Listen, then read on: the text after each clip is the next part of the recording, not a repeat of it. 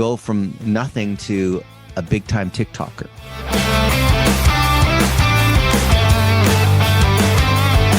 Welcome, ladies and gentlemen, to another edition of the Coach U Show. Today, we have a TikToker that has 4.3 million likes, 400,000 subs. He does crazy soccer tricks. He speaks 3 languages. We hung out in Miami a couple of weeks ago, and he is a world traveler, does missions to help other people. He's a good person and a skillful person. He's got all kinds of adventures to talk about. Today, we have Marco Samueli Lund Hansen. Welcome, my friend. Well, thank you very much, Dennis. It's my first podcast to all the viewers out there, so I'm very excited and very happy that you took the time to talk with me today. Congrats, my friend. I found it was fascinating when we hung out how humble you were about social media, and then you showed me you had these videos had millions of views on TikTok. I felt like you should be the one teaching me, even though I have the best-selling book on social media and on TikTok, but I feel like I'm learning from you. So how did you? Oh, well, essentially, if we're here to talk about, step one, day one, it all started back in 2017 when I first started posting on Instagram. But even before that, if you're asking about, the content that I post, the soccer videos that I post on TikTok and now occasionally on Instagram, this all started when I was 4 and I started playing soccer. So my dad, was the biggest inspiration back then, got me started playing soccer, and my twin brother Nicholas as well. Another fun fact: I have a twin brother Nicholas. I'm the older one, by the way. So that was the start of my soccer career, if you would say. And then when I was around 11, 12 years old, I'd start watching soccer freestyle videos on YouTube, and I was especially inspired by 3 YouTube channels. I would say back then it was the F2, which is a group of 2 English soccer freestylers, if you would call it, which now is the biggest soccer YouTube channel. Then there was the Skill Twins, 2 Swedes, actually, also big in the soccer freestyle tricks. And back then, now they don't post as much. Yeah. And then there was this one last guy, this French guy, Garnier, which he was actually the world freestyle champion at that time. So when I first started watching these videos, I was like, how is this even possible? Like, how could I be doing these tricks? So as any other I think I saw those twins before. Don't they do the one where they kick the ball up and then they have their leg go like 3 times around the ball? Yes. And you can do that too? Not 3 times around the ball. My hardest trick that I've ever landed is a double revolution around the ball. But that's crazy. I can't even do 1 time around the ball. I can't even kick the ball. Yeah, that was actually the hardest trick. They call it the around the world. That was the first trick that I learned, the first freestyle trick that also took me the longest to learn. But once that one kicked in, after, hours of just practicing, then I would ask my parents or my brother to, film these tricks just to see how it would come out. No really intention of posting these videos, but just to, see how it was going and see how it could get better. And then on the trick shot side, Dude Perfect was up and coming back then. So I would binge watch all of their videos. And funny thing is, my twin brother Nicholas and I actually started filming trick shots at home on our mom's iPad. So that was, the start of the whole trick shot saga, if you would call it that way. So those were the beginnings of putting myself on camera, getting myself out there. I've watched dozens of your videos and I feel like I almost know you. Like you're doing these trick shots at home. There's one where it's like there's this tic-tac-toe and you're like knocking these things over. But, how has that changed your life becoming TikTok famous? Well, definitely. I always think back to when I first started on Instagram, which was my freshman year of high school, to then where I am now, which is my junior year of college. And I would say a lot has changed in the sense that when I first started, I basically got Instagram right after my birthday. My twin brother convinced me to get it, and then just looked at it for like a month, got inspired by, these soccer creators putting out their videos and saw it as an interesting opportunity. Yeah. So my first video essentially posted on Christmas Eve, just like a Merry Christmas type of thing with, back then I played competitively at a high level. So I had game highlights. I had the tricks that I mentioned before, just that I'd filmed. So I already had this sort of library of content, and I just mashed it up, combined it, and I had a private account at the time. So maybe 100 views on my first video. Yeah. And then if we're going into detail on how I first saw, the opportunity and the potential that my content had, was when I reached out to, and I always remember these moments because it was in the beginning. So I reached out to an account that posted soccer compilations that was called David 10 Football. Maybe had 40, 50,000 followers at the time, with one of my card trick shots. Asked, hey, my name is Marco. I'm a content creator, just started. I was wondering if you could feature this on your story or as a post, would be very grateful, blah, blah, blah. I didn't really know what I was doing. I was just putting myself out there.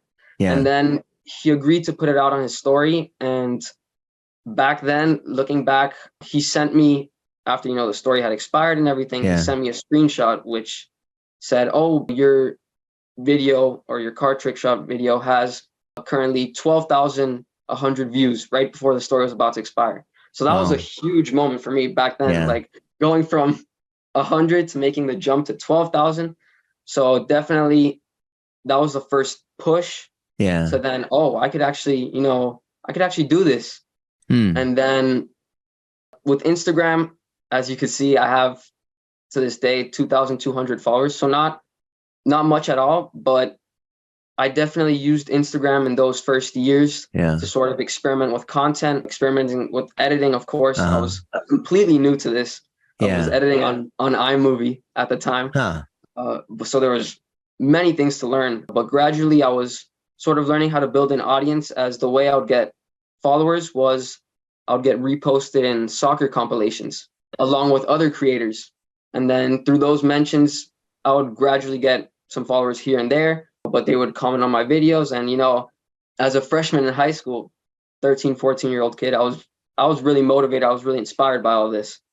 And then I also participated. Something that really helped was participating in soccer skill-based contests, the freestyle contests on Instagram, where it took off pretty quickly, because my first contest was in 2018, where it was an Adidas and Bundesliga contest, which actually took place in Miami. And Bundesliga is the German professional league. So they were having this event down in Miami, found out through Instagram. And I actually ended up winning the adult category for freestyle. So that was a big win there as well. And then another funny story was, if we're going back to the whole skill twins, they ran a contest, another skill contest. And this was also another turning point, because the prize was $1,500, which I then used to upgrade from an LG to an iPhone.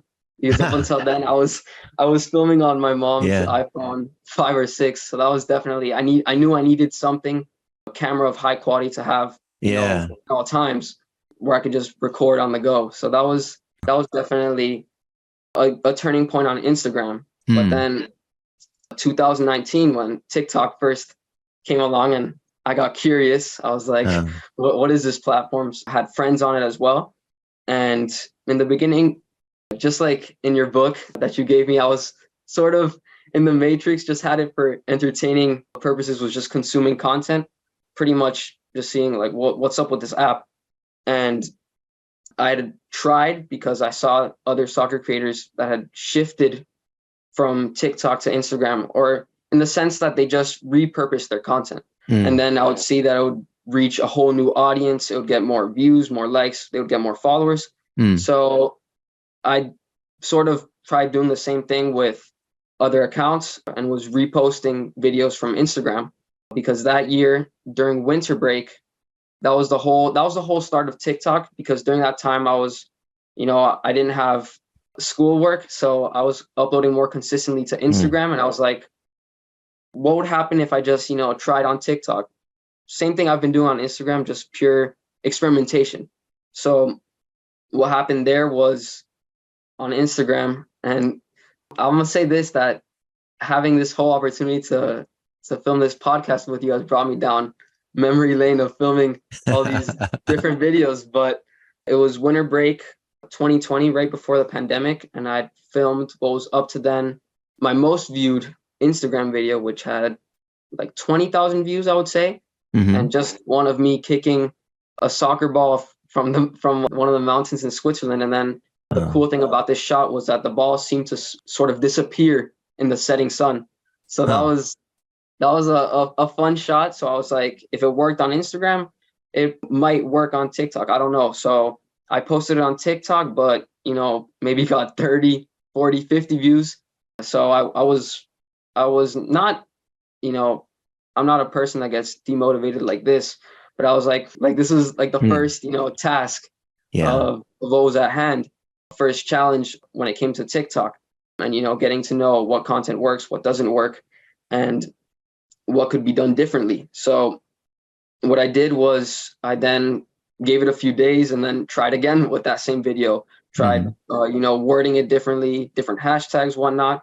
And then it's funny how there's always well, at least in my belief, I believe that everything happens for a reason. And in my case, it's been like the most unlikely, now that I'm thinking back, the most unlikely things that have changed so much. So after I tried repurposing that video and other videos, different formats, I kind of just wanted to, fool around a little bit.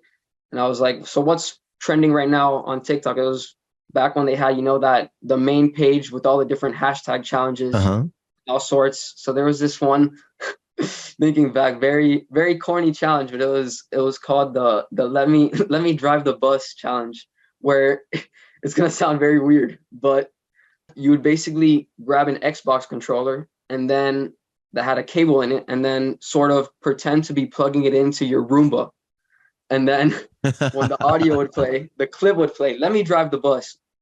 Then as soon as you plug it in, the next shot would be like, for example, your Roomba taking off. Or in my case, I chose a clip of a cat driving the Roomba.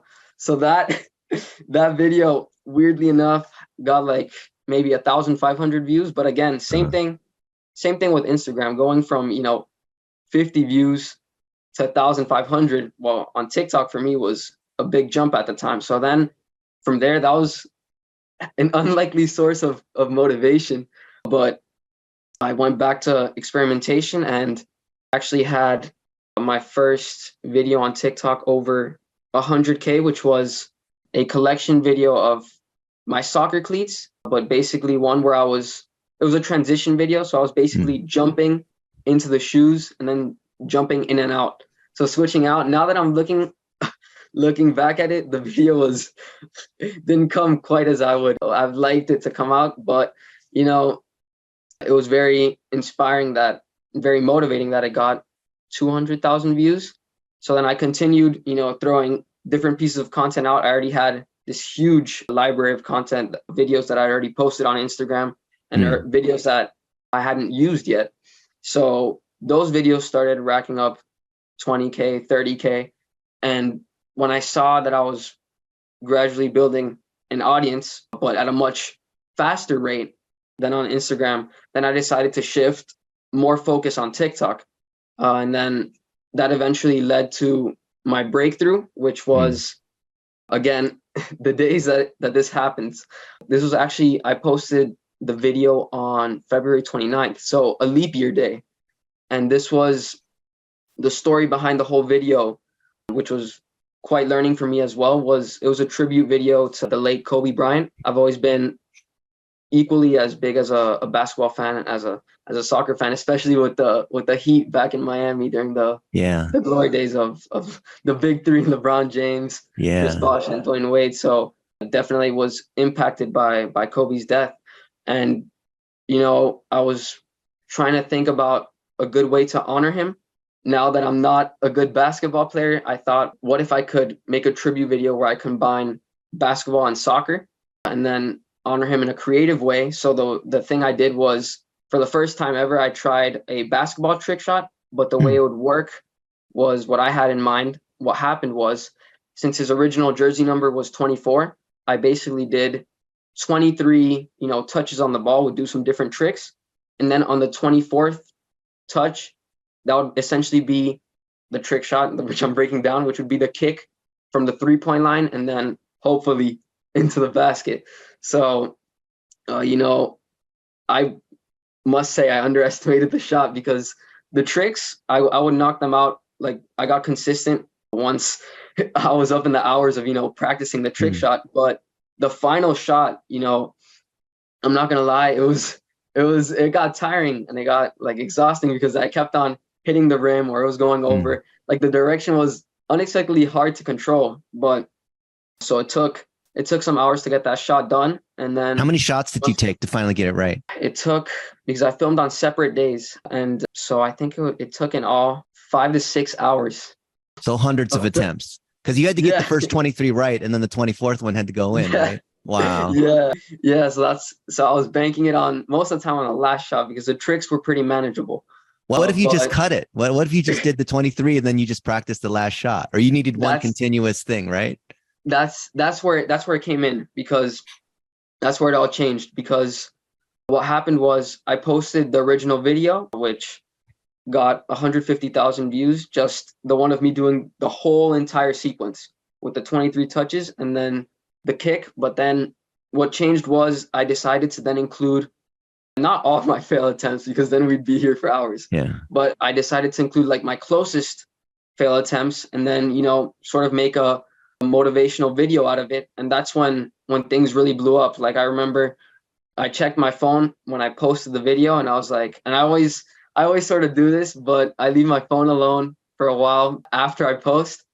But for some reason that day, I decided to check after like 2 hours after I'd posted the motivational video, maybe had 13,000 views and decent amount of comments. Like I was surprised because back when I started, it's always funny to look back, but back when I started, I remember posting the trick shots on TikTok and I would be like, rate this shot, give it a rating from 1 through 10.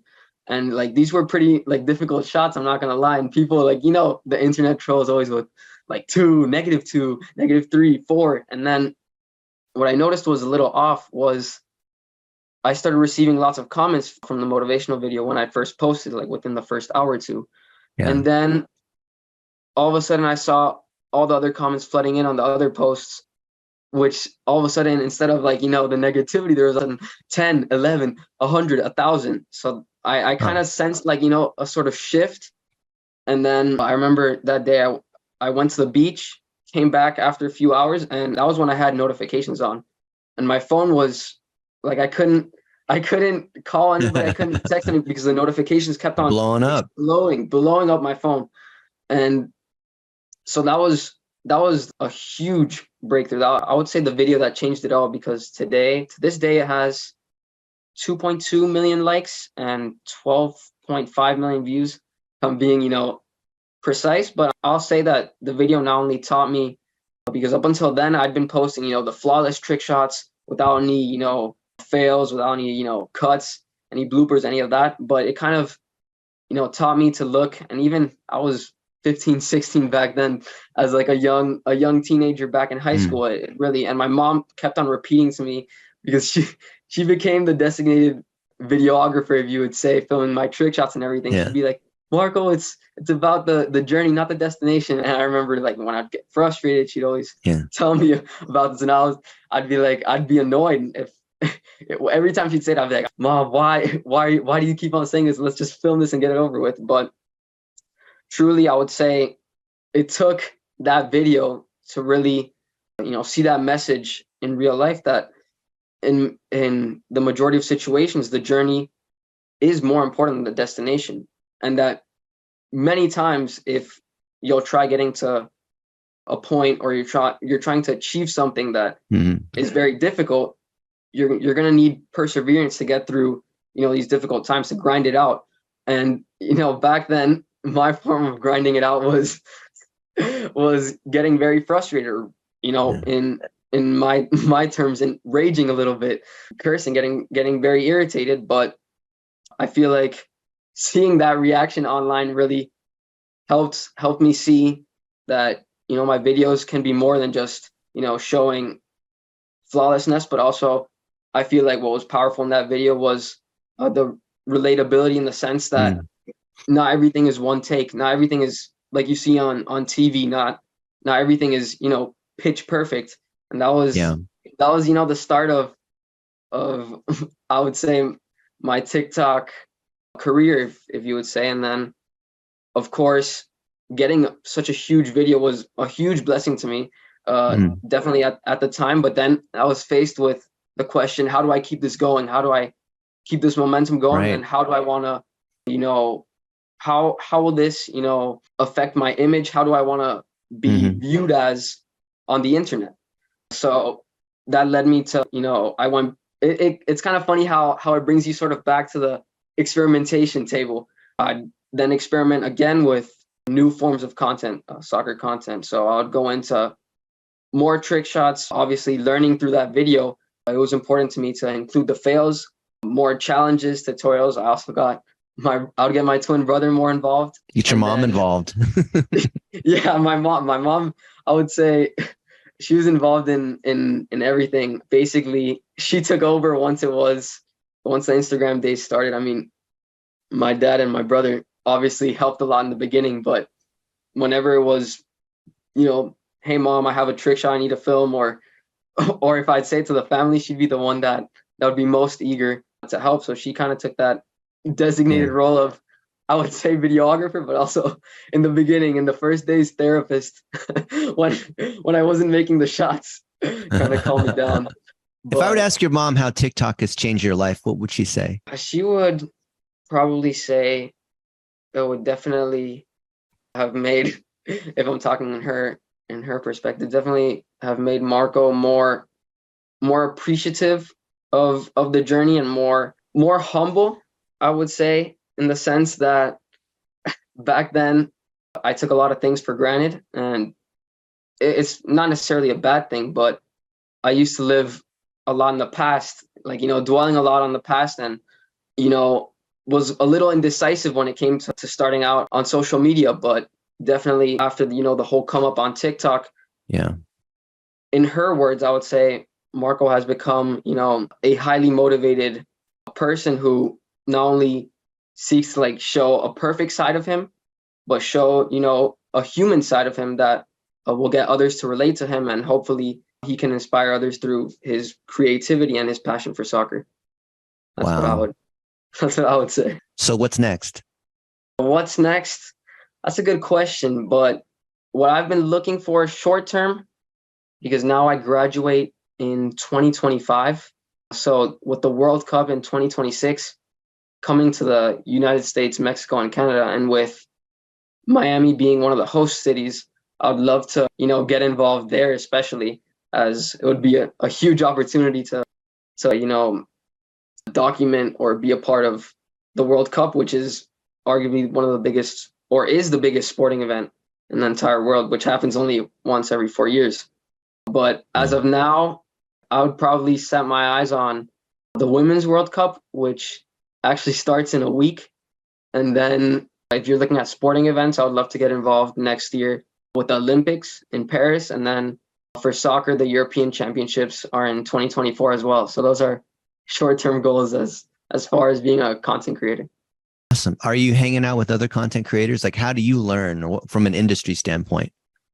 Well, yeah, I do have connections with different soccer creators in the industry. So actually, those three that I mentioned at the beginning, the F2, the Skill Twins, and Garnier, I've actually been in contact with them throughout the years, whether it be through winning challenges or, for example, with Garnier, he now hosts a whole 1v1 tournament around the world. So we actually came down to Miami, and I was able to, it was sort of a full circle moment because I was able to play against him. Wow. You know, all those years of watching his videos and then also participate in the tournament. So as far as those being, you know, the top boys in the soccer, you know, soccer content creation industry, I've also been able to collaborate with other soccer content creators in Miami. And then, well, Miami, now that I'm thinking about it, it's sort of like a hot spot. So a lot of soccer creators end up coming to Miami for different sports events. And then I try to balance it as much as I can, obviously, as I have a university and whatnot. But when there's a chance to network or connect with them, then I try to. Sometimes it happens, sometimes it doesn't. But mainly, I would say my biggest form of learning on social media has been, well, in the beginning, it was through watching all sorts of videos, but it's constantly been, you know, this whole cycle of experimentation of different forms of content. And then eventually I hope to, in the future, maybe not solely focus on soccer content, but also try to find a unique way now that I've been privileged to have a lot of unique travel experiences to, combine them both. And that's what I would love to do in the future. Let's talk about your travel experiences and what you've learned. Sure. So I would love to talk about my study abroad trip to Cambodia, Vietnam, and Thailand. So a little backstory is that this is all a part of the Honors College, FIU, which I'm blessed to be a part of because FIU has around 55,000 students and the Honors College consists of 3,000 students. So they have exclusive study abroad opportunities. And then what you can do is you can take the course. For example, what I did was I took the course, which was called Cambodia and Vietnam, Their Place in American History in the spring semester. And then immediately after, maybe it was a week and a half, then got to Thailand first, spent a few days there, and then spent 2.5 weeks in Vietnam and 3 weeks in Cambodia. And I would say this whole trip, like in the beginning, because you have options, there's 8 different programs that FIU offers. So a lot of them in Europe, but since I've been blessed to travel a lot in Europe, I didn't really think of that as a first option. But when I saw, the whole Southeast Asia program with 3 different countries, I've never been to Asia before. So my first, instinct is to, get out there, learn as much as possible. And then there was the service aspect of the trip as well, which was teaching English in Siem Reap, which is a city in Cambodia, which is right next to the temples, the famous Angkor Wat temples. Yeah. And so our professor, Harry Roberge, he's actually a Vietnam War veteran. And in Cambodia, he runs the Khmer Education Foundation, which sponsors underprivileged Cambodian children with education and helps them with scholarship opportunities and whatnot. So the way that it worked was that during that time, and I'd never taught English before, so this is going to be a whole new experience, but we taught Monday to Friday from 1 to 1:50, and then from 5 to 6, what they called the PTTC, the Provincial Teacher Training College, which is a 2-year college program for aspiring primary school teachers in Cambodia. And essentially because in the rural villages there's a lack of education and teachers, these students come through this program and then they actually graduate in August, the students that we worked with, and then they'll get sent out to these rural villages to teach. And the last thing that they were missing, the final touches of the preparation before their exams was English. So that's what we were brought there to do to refine their English. And something that I experienced in all 3 countries in Southeast Asia was, this whole different mentality, this whole different way of thinking. It was sort of like the opposite of a lot that I've experienced in Western culture, that, I got to put myself first. I got to get this done. And it's all going to be for me. But there it was more like, how do I put myself for others first? How do I put others first instead of myself? And, considering the history that the United States has had in Vietnam and Cambodia, it was incredible to me that, these people were so kind, were so welcome. And, the love that we felt, like just being in there in different places, we felt safe, we felt welcome. And I'll quote my professor on this one, but I felt like we were able to experience the countries more like a traveler, but not a tourist. Because as a traveler, we are able to, seek and share empathy about history and culture that has happened in those countries, and, learn, listen, and also, come back home and want to be able to talk about these stories, want to tell people about what you learned. And in Vietnam, for example, I'll come back to the teaching, but in Vietnam, another special day that we had there was we had a cultural exchange day with university students in Hanoi, which is the capital of Vietnam, and very, very populated. I've never seen a city with that many motorbikes. I think there's 5 million, 6 million motorbikes. So wow, crossing the streets was quite a mission there. But in that same day, we also went to, I believe it's called the Vietnam Friendship Village, which we are able to help out at, in which the Friendship Village is an orphanage with basically the people there have come from families that have been affected by Agent Orange, which is the chemical that the United States dumped in Vietnam. And it was, very, very emotional, very touching to see how we were received by the people there, and to be able to make a difference to help out. We were on cleaning duty that day, and then the people there just, it was very emotional because the minute we stepped in, we had people coming up to us wanting a hug, wanting us write in their books and everything. And then the whole cultural exchange day was a very beautiful experience because I'd never thought about interacting with people who are my same age, people who also go to university, and then coincidentally most of them were also studying international business, which is what I'm majoring in. So it was very cool to see their perspective, and they basically taught me everything about Vietnamese culture, history, a little bit of slang here and there, but it was fascinating to me. I'd never experienced, not saying that in the United States that you can get the same thing, because I've had many fabulous experiences in the United States, but I felt like maybe because of the history that had happened in those countries, that the open-mindedness that they had about wanting to learn more about the United States, wanting to learn more about our life, I'd probably say I encountered like the most down-to-earth, genuine people down there in Southeast Asia. So that was amazing for me. And then when we went to that sort of set the tone for the teaching. And then when we got to Siem Reap in Cambodia and started teaching, I always share this story because I would say I'm a mix between an extrovert and an introvert. So, putting myself out there, and now obviously with social media, it has helped a lot with talking in front of lots of people, but I'd never taught English before. So this was sort of like a new thing, a new challenge, new adventure, if you would call it that. Yeah. And when we were introduced in front of the whole program, which was 200 students in the assembly hall. So the way it worked was the professor, he'd have a microphone and whatnot, and then he'd say, okay, so for class A, you have teacher, let's just say Nicholas. But in our study abroad program, it was only 3 boys and 10 girls. So the majority of the teachers were girls, and the majority of the students in the teacher training college were girls as well. Really? So unfortunately, well, not unfortunately, it was a beautiful experience for them as well. But in the introduction, at least, the teacher, he said, okay, class A is with teacher Melanie, for example, and then everybody would clap and repeat teacher Melanie, and then they went down the rows, and then they'd leave.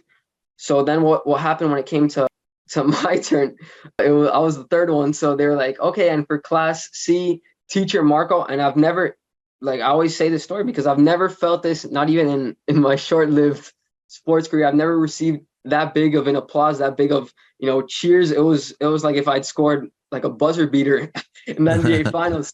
Like the welcome I got was unforgettable. And from that moment on, I knew like it was going to be a special experience. And I had a class of 10 students, so 9 girls and 1 boy. And I would say out of my 10 students, probably 3 or 4 of them spoke English at a level where I could understand what they were saying. And then let's just say if I wasn't clear enough, or if, I tried to make myself as clear as possible, speak slowly, give as many examples as possible, but they would then translate for the others in the class. And then, but for the most part, they could all understand. It was just, the speaking and, the initial shyness, timidness of, seeing somebody like completely different from a completely different part of the world. I was like, what is this guy doing here right now? But it taught me so much, because I was not only able to be a teacher to them in the sense that I was refining their English, but something that I made a habit of, like from the beginning, was whenever I'd make them come up to the board and write, a sentence in English. And this was a refresher for me as well, because we went through all the parts of speech. So nouns, adjectives, pronouns, conjunctions. So whenever I'd call them up and be like, okay, write a sentence with any one of these conjunctions in this word bank that I had written on the board, then I'd always make it a habit for them to then teach me how to say it in Khmer. So in that sense, I feel like I was able to motivate my students a lot, because they could see that I had a genuine interest of learning more about, their language, their culture, and that led to learning lots of dance moves and songs from the Cambodian culture. And they were very big on singing English songs as well. It was funny because they were into a lot of romantic songs. So and you could sing them for them. Yes. Yes. So Baby by Justin Bieber was a favorite, and no, it was truly a blessing. But there was also in the beginning some adjustments that I had to make. Like if I'd, taken the normal approach that I would have taken, things would have gone, well, you never know. But because it's a different culture, what I learned over there, what our professor taught us, was a teacher there. Well, the attitude that the students have towards a teacher, well, in the United States, I'm not going to say that it's different, but we've all had that one teacher, at least a substitute, that has been unjustly disrespected by students and whatnot. But there they see the teacher as, there's respect. Exactly. As a figure of authority. So he said that you could say, I mean, in the United States, if I'm being honest, because funny thing was, I was younger than all of my students. I'm 19, so they were all 21 to 24 in that range. So normally when somebody's older than me, like in the States or anywhere, I'd probably be like, oh, you could just call me Marco. Like, I'm teacher Marco, but you could call me Marco. Like, sort of not informal, but he was like, but before classes started and everything, he was like, no, you have to let them know that, you're their teacher. You're the boss. Also, yeah, exactly. And then instead of, calling people up to the board like this, like with the hand like this, like, hey, for example, Marco, come up to the board like that, then they take it as if you're calling a dog or an animal. So instead, I'd have to call them up like this. Really? So yeah, so that was a quick little adjustment, but a nice reminder before the classes started. But and then likewise too, in Vietnam, we also had a cultural exchange day with our students, but the way it worked was it all depended on which student had, a house that could fit, let's just say 15 to 20 people. And then so the way it worked was my class went with another another teacher's class to a student's home, and then we would basically help. It was a very, very enjoyable experience. We'd basically help prepare food and get a lot of pho. Yeah, the spring rolls didn't come out as good, but we got the whole experience of this whole sense of community that they have, and went to temples as well, and even tried archery for the first time, which my students convinced me to do, but it was a very learning experience as well. We also went to temples, and I had as much fun as teaching them English slang as they had in teaching me my slang, which is the language that they speak over there. So I definitely feel that the cultural exchanges that I had on the trip allowed me to, well, I've already been privileged enough to travel a lot in Europe, but it gave me, that added sense of understanding and mindfulness to, people's diverse range of traditions, of religion, of values, which was very beautiful to me. Wow, what an incredible experience. I think everyone who's a young adult should be able to travel the world and have that cultural reference to teach other people and teach both ways. I'm sure you taught them some soccer too. Show them your trick shots. Yeah. I normally, the funny thing is I normally don't, spill the beans when it comes to my social media, but when they were pretty quick and asking, teacher, what's your Instagram? Teacher, what's your TikTok? So it's always fun to see, positive reactions, and then let me see some tricks and all that. It's always funny to see the reaction when I also in the United States, when I sort of, subtly spill it on people. because it's not normally the first thing I say in a conversation or anything. It's when you first start getting to know me that I sort of drop or spill the beans. So it was a good surprise, I would say the least. That's awesome. Well, Marco, it's an honor to have someone who's a big deal like you on my Thank you. podcast. Do you have other advice for young adults, maybe that were in your situation a few years ago, where they haven't become social media famous? Maybe they want to study international business, but they're unsure about what their future holds or what they're going to do. And they haven't found some kind of success yet. And certainly your whole making 6 hours of videos to get the thing right and demonstrating the humanity of the failure and being authentic helps a lot of people. But a lot of kids, they don't have a skill like you have, or maybe Yeah, sure. they just don't, it's not that they're not motivated. They don't have something to study towards, right? They don't have Yeah. the opportunities you have to travel Europe or go to Southeast Asia. Yeah. Yeah, for sure. I mean, even to this day, still advice that applies to myself is just to try as many different things as possible, because you never truly know where you're going to get if you've never, put your feet in. It doesn't have to be in the deep end, beginning, but if you never try something out, you never realize your potential. You never realize, I never realized that social media could be something for me. I just started out with soccer tricks, but what I'm going with is that you never know what the next steps could be in anything that you pursue. And to this day, I would say even in college, even though I'm studying international business, I've been dabbling in, marketing and sales. And since my brother's an international relations major, I've also been looking into different things in there as well. So I feel like some advice for young adults is, first of all, just like, the Kobe video applied, to never give up, to keep on dreaming, keep on persevering through whatever you're trying to achieve, but also recognize that you have options, that, you know, life is not only about, trying one thing and sticking to it, but in almost every single case, just like 99.9% of the cases, people find out, their purpose or what they want to do through trying so many different things. So just by putting yourself out there, it doesn't have to be on social media, but just by putting yourself out there in whatever you're interested in, that's already a huge first step in, trying to become whatever you want to become in life. Amen. And if you didn't put yourself out there, you would have never found out. You would have never Exactly. become famous. You would have never opened up these other doors and make these connections in soccer with people that you had watched on YouTube, but maybe never thought that you'd be able to connect with them or even beat Yeah. them in a 1v1 contest in Miami. Yeah. Yeah, exactly. Exactly. Well, Marco, thank you so much for being on the Coach U Show. I think that you can inspire thousands of adults.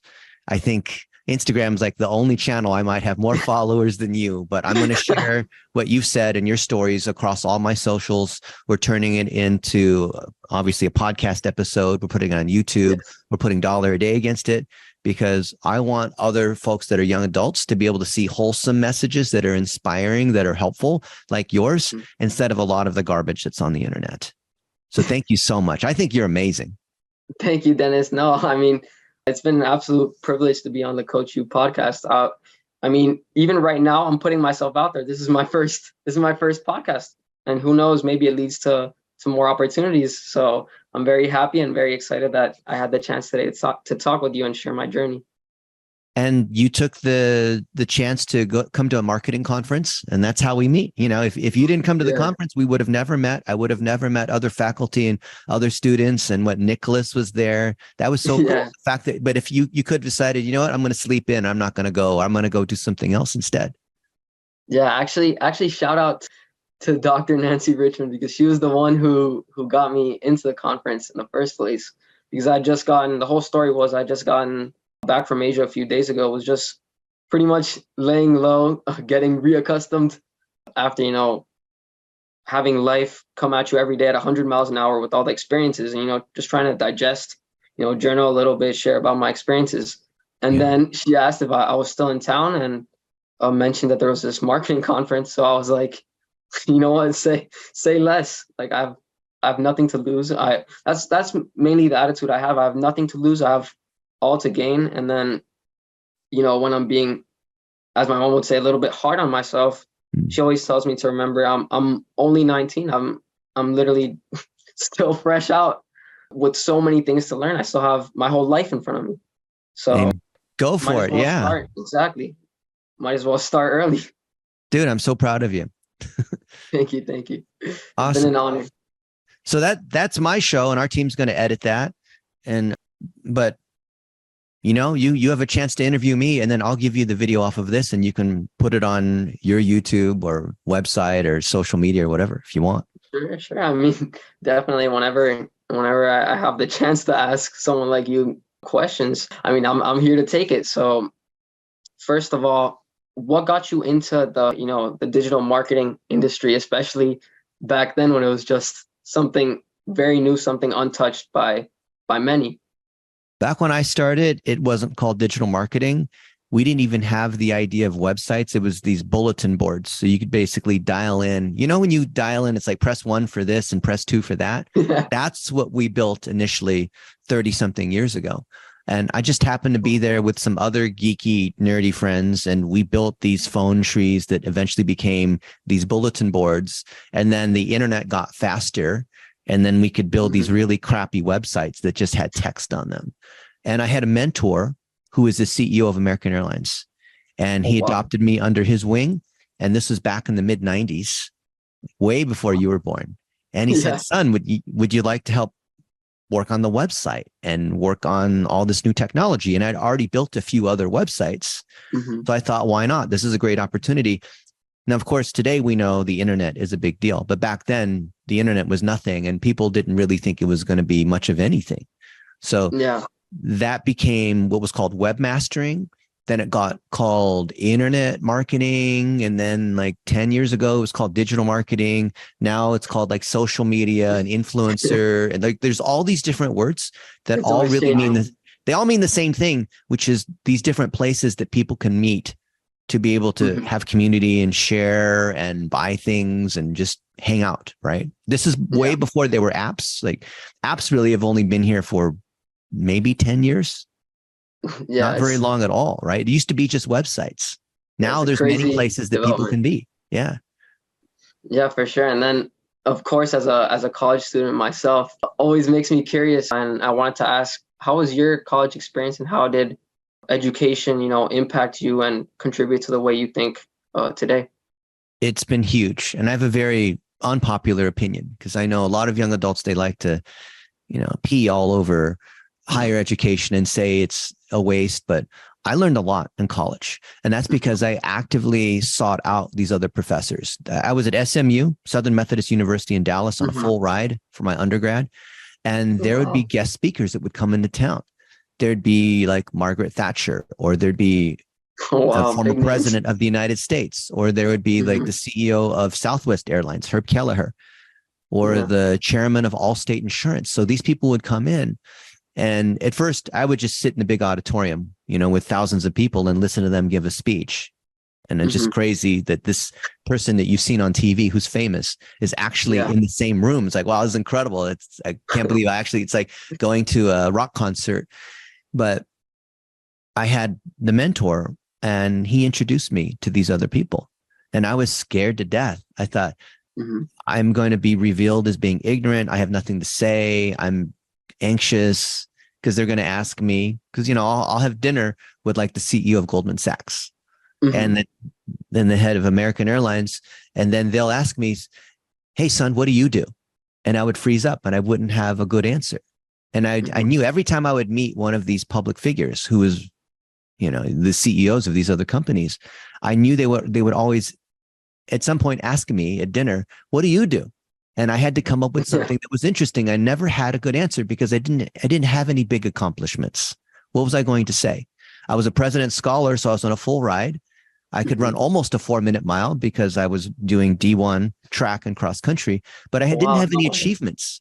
I mean, I guess I built a few websites back then. I mean, think about, when you were younger and before you became TikTok famous, you You didn't really Yeah. have any accomplishments. So Yeah. I didn't want to meet these other people because I felt like I was nobody compared to these other folks. But it was through the mentors taught me that it was like the biggest thing was just being around these people taught me that they're humans as well.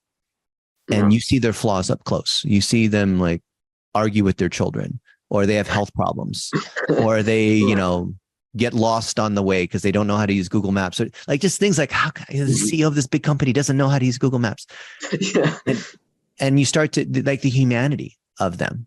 And I found that there were things that I didn't understand, or that I didn't understand that they would teach me, like Al Casey when he was the postmaster general. So he's got all the mail trucks and he sets the price of the stamps. And I asked him, so how do you decide when to raise the price of the stamp by 1 cent? And he would explain that to me. Right. But then I would explain things to him. Like he didn't use email or use a computer. He had everything printed out and put into a stack. And that's how he did it, because that's how he always did it before there was the internet. Yeah. And so I would teach him things about the internet. So it's just really cool in this mutual mentor relationship.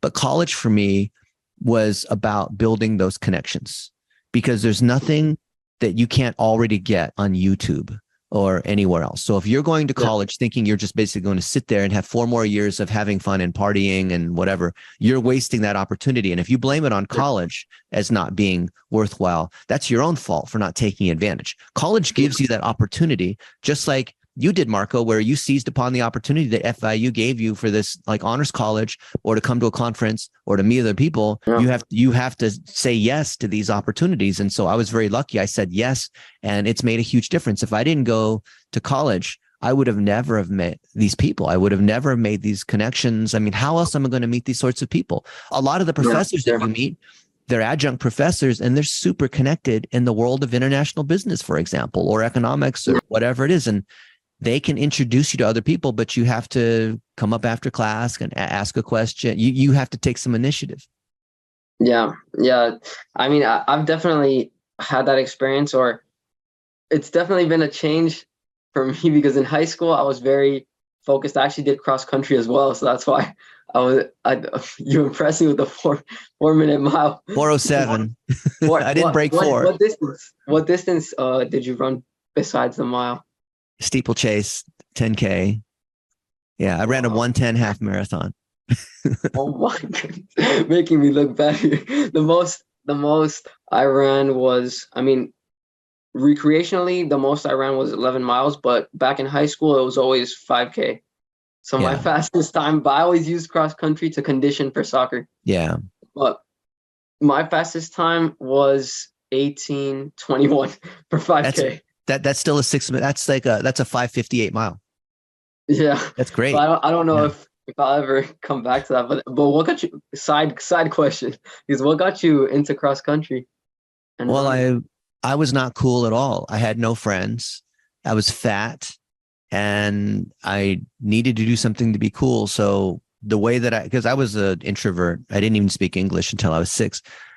So I would do things like sell candy to the other students just to try to make a little extra money. And I had a paper route too, because I found that was kind of fun, because I can make some money doing that, an extra $100, $200 a month. And by having a paper route, I was riding my bicycle around up and down these hills. I grew up in Palos Verdes, which is a suburb of Los Angeles, very hilly. And I grew some strong legs and cardio just from riding my bike around.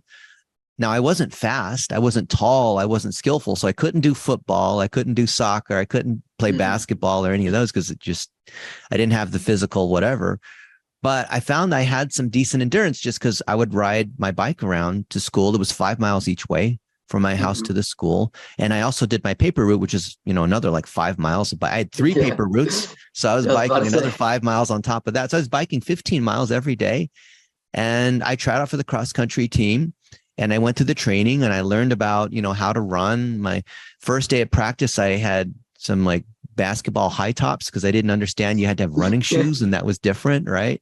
So I had like blisters and whatever trying to run, and people were making fun of me. But by the end of the first summer, I learned, how cross country works. And I ran my first mile in under 6 minutes.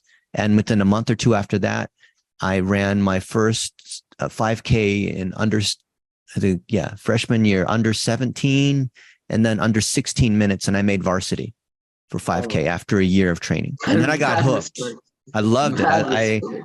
I found something I was good at, right? Because even the coach would say, he'd point at me. We had the nation's #1 team in women's cross country and one of the top teams in California. And so it was a serious cross country program, Palos Verdes High School. But coach would point at me in front of like 200 people on the team and say, even that little midget can run a sub 5 mile. If that little Asian guy, Dennis, can do that, you can run a sub 5 minute mile. Right. Wow. And I just felt so good, even though I think he was actually like making fun of me. Right. It's like this little guy who's like 5'2" can run a sub 5 minute mile. Right. No, yeah, but wow. You have me blown away with those times, because I remember like anybody that could run for me, under 17, under 16. I mean, we had, because my fastest time came during the Florida States Championship, which was like, the ideal terrain. It was up in Tallahassee in comparison to running in Miami, which I remember I still have nightmares about this park, but one of those like terrains which was pretty much rocky everywhere. And then I remember, because I ran cross country in middle school as well, which was 2 miles. So very manageable for me at that time. But then, making that jump for the whole 5K distance, even though it was just 1 mile more, was, for me, when I started out as a freshman, was a huge jump. Yeah. But I just remember seeing it would be sort of demotivating at practice to see, we had 2 or 3 sub 17, one was sub 16 runner just in the practices and the interval trainings and the long distance runs, just ahead of me by like 400 meters on the track, 800 meters. So that was like, I have massive respect for you, because those times are like, but imagine, I got good in high school. I even set a couple course records when I went to a boarding school on the East Coast. And I thought I was pretty good, because how many high school students can run 3 miles in under 15 minutes? Yeah. But then you get to college, D1, and all the people that are really good are Africans. And I'm running against Africans, right? I'm an American. I mean, I guess I'm Asian. Yeah. And these guys, so we go out. I remember one of the first workouts, it was a 9 mile basic, easy run around White Rock Lake, which is like 9.2 miles. And they're running it in 45 minutes. So that's 5 minute flat times 9 miles. And I ran the best that I could, and I thought I was in pretty good shape and all this, but I'm coming in as a freshman in college, and I'm coming in 50 minutes. And I think that's pretty fast for 9 miles, 50 minutes. Yeah, for 9 miles, that's... Yeah. But then you realize, because when you step up from high school to college, the distance moves from 5K to 10K. Yeah. So if you can't run, a 10K is 6.2 miles, as you know, if you can't run 5 minute miles consistently for 10 miles, then you can't run in college. You're just not going to be fast enough. So I had to get myself, I got injured too, like because we had to run 100 miles a week just to try to get to that level of conditioning. But I eventually got to the point where I could run 10 miles in under 50 minutes. But even then, they're beating me by 5 or 6 minutes. Right. And I never wanted to run so if you run the 10K in track, if you're in NCAA competition, if you get lapped twice, they pull you off the track, which is very embarrassing. Right. Yeah. So if you think you're fast and you can run a 10K in under 30 minutes, which is fast, but someone else is running 27, you're going to get lapped twice and they have to pull you off. And it's just very embarrassing to get pulled off. Oh my goodness. Yeah. No, because I remember then seeing, because I was curious after, like I was obviously never good enough to get a scholarship for cross country, but I remember seeing the whole 10K jump and then looking at the times. I was like, I wouldn't stand like a minute in there. But again, since you touched on the role mentors have had on you, what would you say, just the role in general of family, friends, and mentors, how has that impacted your life? I think people don't appreciate the value of the mindset that comes from having a family that supports you. Like my mom, she quit her career to be able to raise me. and take me to the different museums and do everything for my education, prepare the healthiest food. She would go to these track meets and she'd be running around with grapes trying to feed me or, hand out water as I'm running. And she like even be like running up the hill. She could outrun most of the girls on the cross country team because she's trying to give me water. And, mentors that believe in you are so important. And I think that self-esteem, that motivation, the mindset piece is way more important than any kind of natural talent, any kind of hard work, any kind of skill, and like even being wealthy or being well connected. I think that other people believing in you is really, really important. And I've seen other people that come from situations that are not as fortunate as you and I. And I feel bad because folks like you and I have had an advantage. And I'm trying to give that same advantage to as many people as possible. So I'm trying to pay forward this kind of mentorship. Mentorship has opened so many doors for me from other people, like I told you, the CEO of American Airlines, who believed in me. And when I didn't believe in myself and I didn't think I was anybody special, I didn't have, 4 million likes on TikTok. I had nothing to be able to point to, right? What could I say that was special about myself? But when other people believe in you, that's kind of like the chicken and the egg that gives you that other motivation to then achieve. And because other people believed in me and gave me these opportunities, I've got a lot of cool things on my resume of things that have happened because people believed in me and opened doors.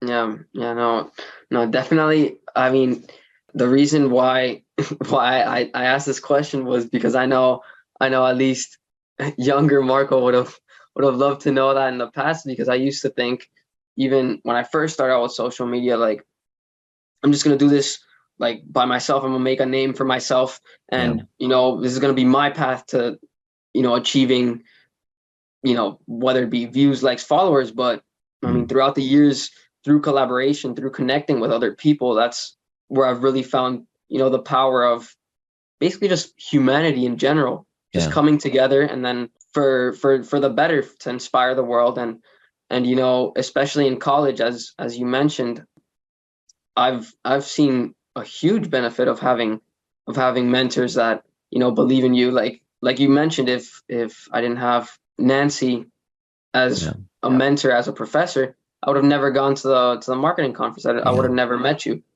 So definitely had to ask that question because well, Nancy and I have known each other for years, but we never met in person until that time, which is so cool to be able to, someone that I'd seen before. No, I think actually I maybe met her one time, like 10 years ago at another conference, but it's just so cool to connect with people in person. I know we're connecting on Zoom, but we actually met in person too, which I think is the cool thing. You have to meet people in person, and then like the internet and social media allows people to then, this is the one key with people who are already successful. So people who are successful meet people in person first.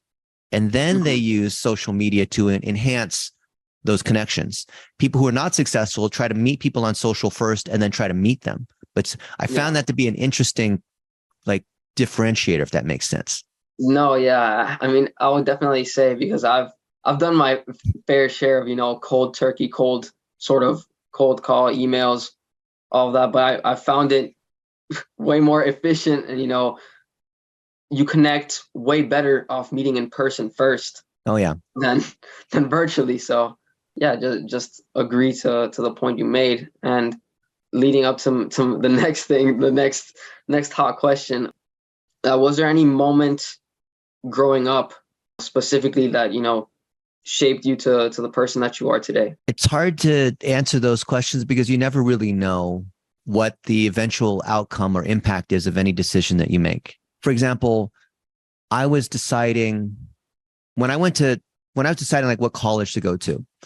My parents made too much money for us to get any kind of financial aid, but also I didn't want to rely upon my parents paying for everything. So I could have gone to Southern Methodist University or all these other Ivy Leagues that I got into, very prestigious. I mean, why not? I have all these letters of all these places I got accepted, but I decided, you know what? I think I want to go to Southern Methodist University, which is still a good name, but it's not Harvard or Johns Hopkins or Yale or Berkeley or these other places. And here's one decision. Here's one choice they gave me that you would have never thought would be a big deal. They said, when you come in for the interviews, and this is to be interviewing, they had to select you.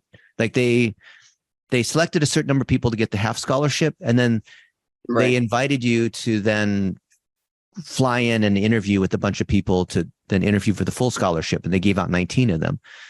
And they Okay. said, when you come for your visit, would you like to stay in the dormitories with the other students, or would you like to stay in the hotel? And the hotel was nice. And I love, back then it's like, oh yeah, I get to stay in a 4-star hotel. That'd be super cool. Why would I want to stay in the crappy dormitories? But that one decision changed my life, because I said, you know what? Yeah, I want to get the full experience. Instead of just staying in the hotel room, which is like all the other hotel rooms, I'll stay in the dorms, and then these students can show me campus and like tell me what it's like No. and all this kind of stuff. And I happened to stay in the dorms with these 2 other President scholars who were on full scholarship, and they took me out and we had a great time. I think it was Friday evening, and we were out till like 2 or 3 in the morning, One of those days. And we were just staying up late talking. We just really hit it off. And I had an interview at 8 in the morning. Oof. I'm like, oh crap. And I forgot to set my alarm, or maybe I set it for 8 p.m. instead of 8 a.m. But whatever it was, my interview was at 8 a.m. I woke up at 8 a.m. and I thought, crap, I don't have time to shower or put on clothes, and I got to go all the way to the other side of campus for these interviews. And I'm sure like this whole group of people is there with these professors and whatever, there to interview me. And they're wondering like, where is this guy? Like, all right, I've just lost the scholarship because it's a super competitive thing and they're only taking the very best. And if I don't even show up on time, and clearly I didn't wake up in time, and I've just, what? I've lost it, whatever. But you know what? I'm going to go anyway. I know I'm going to be like 15 minutes late, but I'm going to go anyway. Right. So I go in there, and there's a whole conference room table of all these professors, and they have like their papers out. They're ready to interview me. I feel like I'm on trial. Right. And they know I'm late. Right. Yeah. And I'm thinking like, all right. This is going to be terrible. Right. But okay, fine. So they asked, and then there's like 20 minutes left before the next candidate's there. And then this girl's already there. She's dressed very sharply. Like she's the next one up. So I'm like, you know what? I'm only going to get like a few minutes for them to ask me questions anyway, because I'm already late. Right. So then they start asking me these questions like, hey, given what's going on in Kosovo, and, what would you do if you were the president of the country? And they're asking me about current events. I'm like, I don't even know where Kosovo is, right?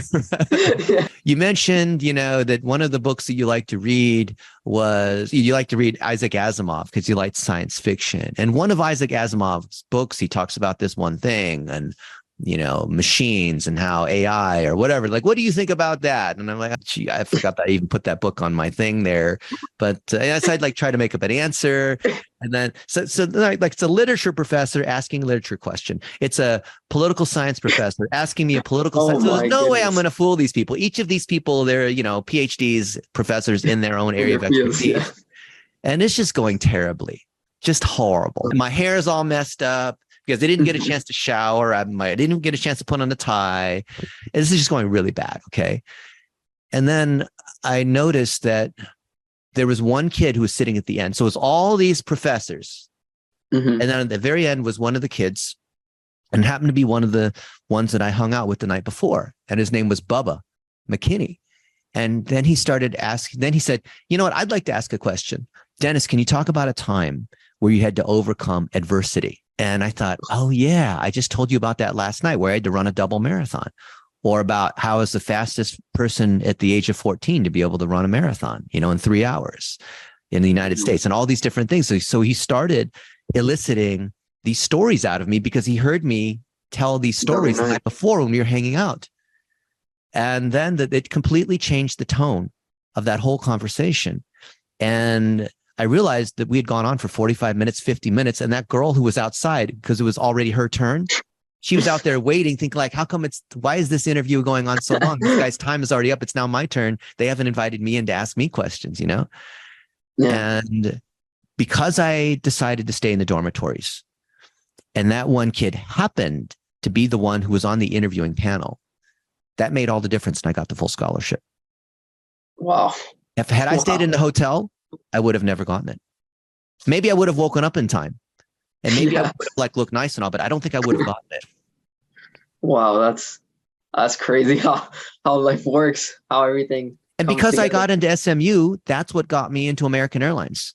American Airlines is what then got me into, because of what I did there, building the website and all that. That's what got me into Yahoo, and the Yahoo thing got me into the social media thing, which then, got me into all, the Jake Paul thing and all these other things that we're doing. So that one decision ricocheted into all these other things that happened in my life. Wow, that's beautiful. Definitely had a lot of plot twists there.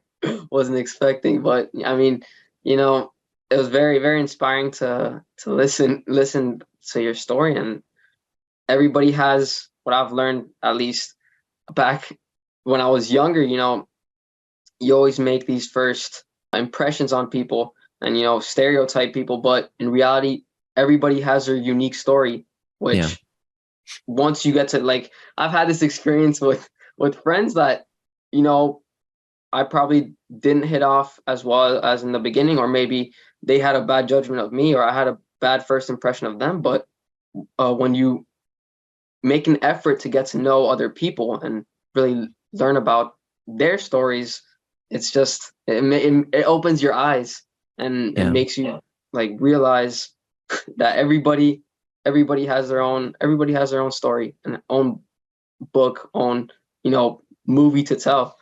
And that's what I find very And if you didn't meet him, you'd never know. And if you didn't ask me, like, I've only told only a few people have ever heard that. But if you didn't ask, I wouldn't have told you. Yeah, I had to come in with some deep questions, but definitely. So kind of to round it off, to top it off, what would you say is a legacy you're working to leave behind? I want to create 1 million jobs. I want to create mentorship at scale. I believe, just like my mentor did before he died, that you can teach people only what you have done yourself. And I've been very lucky to have done a lot of things in the early days of digital marketing, the internet and search engines, and the kind of stuff that we talked about when we were together in Miami. And I would love to teach everyone what I've learned in a recipe-like format. Anyone can follow the recipe.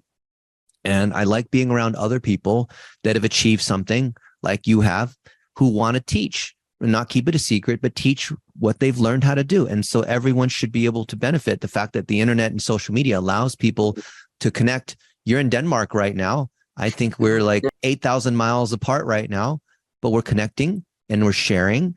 And there's people in other parts of the world, in Southeast Asia, like you mentioned. I have a lot of friends that are in the Philippines, that are in Pakistan, that are in Kosovo, that are like in South Africa. And all of them want to learn digital marketing, and they want to have a career. They want to take care of their kids, right? Maybe they're a 35-year-old mom and they have 3 kids and they're Muslim and they live in Pakistan. Great. I want to create that kind of opportunity. And the cool thing is that you and I, we know a lot of people who have a lot of influence, who need help in their digital marketing, who can hire the people that come through our training. You and I know a lot of young adults that also need to get jobs, right? So we know the business owners. I speak at a lot of conferences where these business owners need help with their social media and their website and all this and their ads. And we also know a lot of the people that need jobs. I was at Sky Zone yesterday, which is a trampoline park, and all these kids are asking, hey, how do you get a job in social media? I only make $10 an hour working at the supermarket.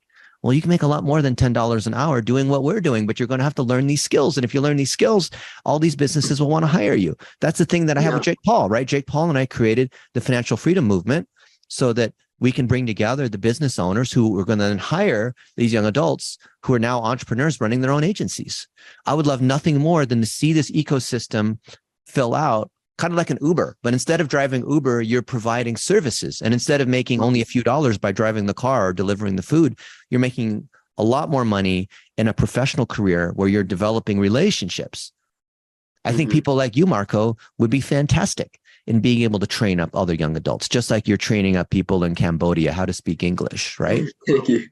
Yeah. And not just because you can speak English, but because you encourage people and your mindset flows through, your personality and your aura flow through. People can see that immediately. That's probably why all of these kids were cheering for you when it was time to introduce Teacher Marco, right? Yeah. So I want to bring more people together like you to be able to teach more people who, like you said, have more of a how can I help other people mentality instead of me, I need to get what I can for me right now first. Yeah. Yeah, for sure. I mean, Dennis, thank you very much for taking the time to talk with me. It's not every day I get to talk with someone as knowledgeable, as kind, and as down to earth as you. And, you know, for the viewers watching the first episode of my podcast, feel free to check out the Coach You podcast, where I share more about my journey, my travels, and how different experiences have led to the person I am today. Appreciate you so much, Marco. And I can't wait to see you in person in Miami or Denmark or somewhere else.